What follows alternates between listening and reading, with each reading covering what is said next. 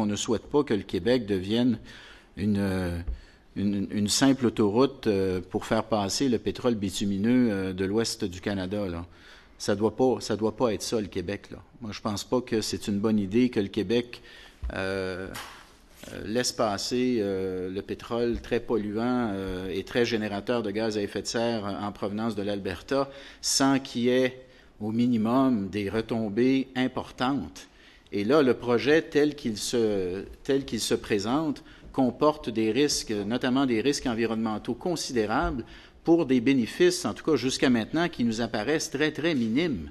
Les chiffres qui ont été évoqués jusqu'à maintenant, là, et ça s'est tiré de vos propres documents, c'est tiré de votre annonce de mai, là, on parle de 200 emplois pendant la phase d'exploitation, là. Projet de TransCanada Pipeline, Oléoduc Énergie Est, emploi au Québec, 200 emplois en phase d'exploitation. Donc, une fois que le pipeline a été construit, bon, on ne peut pas dire non à un seul nouveau emploi au Québec, on s'entend là-dessus, mais quand on regarde le risque que va nous faire courir le passage à chaque jour de 1,1 million de barils de pétrole bitumineux sur le territoire québécois, est-ce que le Québec y trouve son compte avec 200 emplois?